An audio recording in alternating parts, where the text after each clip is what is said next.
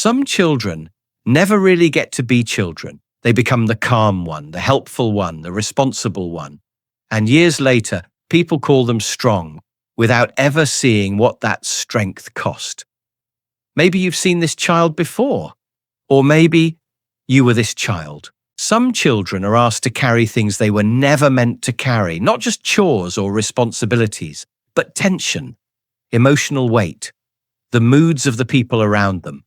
They learn to carry it quietly. They learn to read the room, to notice every shift in tone, every sign that something feels off. They become the peacemaker, the helper, the fixer. When a child is busy managing emotional weight, they are not fully free to be a child, to play without worry, to be messy, to be loud, to make mistakes without guilt. A part of childhood gets replaced by watchfulness, caution, and responsibility. And that lost childhood doesn't just disappear, it follows them because the brain adapts. A child growing up in stress learns to stay alert, be useful, predict problems, avoid conflict, keep people happy. So instead of resting, the mind becomes busy, always scanning, always preparing, always trying to stay one step ahead. And then adulthood comes. But the pattern stays. Maybe it looks like hyper-independence. You do everything yourself. You never ask for help. You tell yourself, I'm fine, I can handle it. But deep down, asking for help doesn't feel safe. Or maybe it shows up as people-pleasing. You know exactly what others need, exactly how to make things smoother. You give and give and give until one day you don't even know what you need anymore. And that kind of life is exhausting. Not always in a dramatic way. Sometimes it's quiet, a constant tiredness, a heaviness you can't fully explain, a feeling that even rest doesn't really feel like rest because your body may be still, but some part of you is still working, still watching, still carrying, still trying to make sure nothing falls apart. This is where the inner child becomes important. Because inside many adults who seem strong, capable, and independent, there is still a younger self.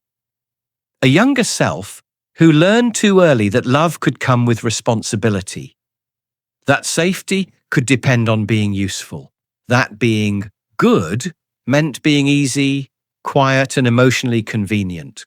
What we don't heal doesn't just vanish. It turns into patterns, reactions, defenses.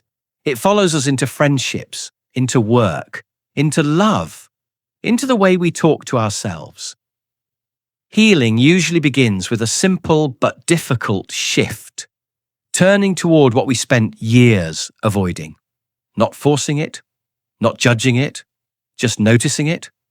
The guilt when you rest, the panic when you disappoint someone, the discomfort of receiving help, the urge to fix everything, the fear of being too much.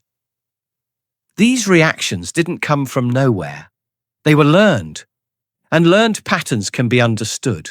Real healing often starts when you stop asking, "What's wrong with me?" and start asking, "What happened to me?" That question changes everything, because now you're not looking at yourself as a problem to solve. You're looking at yourself with context, with compassion. You begin to see that younger version of you, not as weak, not as dramatic, not as needy, but as someone who adapted the best way they could. Many of the traits people praise in adulthood can begin as survival strategies in childhood, being low maintenance, always available, never complaining, never needing much, always holding it together. These things can look admirable from the outside, but sometimes they were built on fear.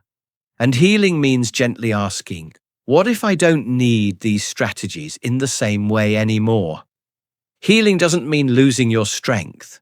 It means building something deeper: emotional autonomy, the ability to care for yourself without abandoning yourself, the ability to be kind without overgiving, the ability to connect without carrying everyone, the ability to ask for help without shame. That's not weakness, that's healing. Maybe the goal was never to become harder. Maybe it was to become whole, to reconnect with the part of you that had to grow up too fast, to let that part be seen, to let it rest, to let it finally feel safe. Because healing isn't about becoming someone new. It's about meeting the version of you who learned to survive too early and showing them they don't have to carry everything alone anymore. If this felt familiar, maybe you were never too sensitive. Maybe you were just carrying too much, too soon. If you've ever been called the strong one, subscribe for more videos like this.